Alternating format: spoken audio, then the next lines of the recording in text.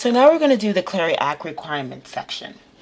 Now this section is talking about the Clery Act, which is a federal law that made it mandatory for college campuses to increase student safety. And so we're going to look at this section and see how your campus is doing as far as following this law.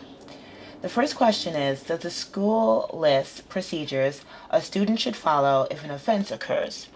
Now, Duke University, which is the university I'm using for this section, has a very thorough bulletin for police and security on the campus.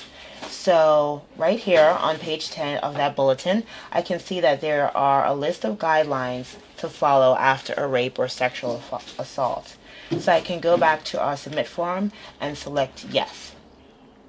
The next question is, does the school list procedures regarding whom at the school to contact if an offense occurs?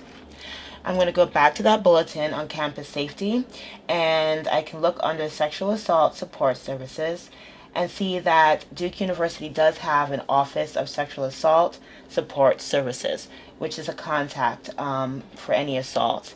There's also the Duke Police Department that can also be an alternative support system. So I can go back to the submit form, and for this question, I can mark yes. The next question is, does the school notify students of on and off campus sexual assault victim services? Now for this question, I went to the Office of Student Conduct, and it's listed here a bunch of services as far as sexual support. And so under support services, I can see that they do let people know of many different services in the Durham area, outside of the campus and on the campus. So I can go back to the form, and for this question, I can also say yes. The next question is asking if the school explains the importance of preserving evidence after an attack.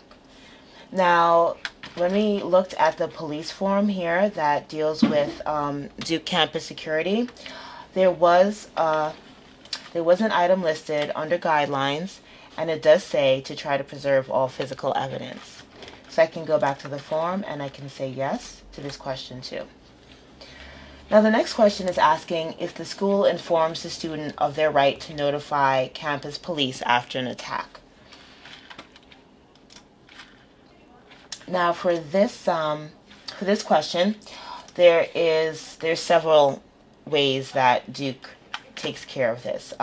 First, they have it on their annual, like I said, campus security bulletin. It's also listed on the Office of Student Conduct under the support services for survivors of sexual misconduct. And so I can go to our form and I can say yes. The form is also asking in the next question if the right to notify local police after attack is addressed.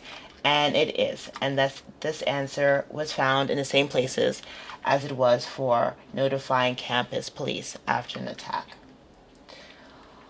The next question is asking if the school states that it will assess the student with notification of local police if desired. Now, I did find that information. This one was under the Office of Student Conduct, and again, it was under their support services. And it does look like they have several organizations that will assist you in addressing issues with law enforcement on campus and off campus. So I can go back to the form and I can select yes for this as well. Now the final question is asking if the school has an individual office designated to ensure that security policies are implemented.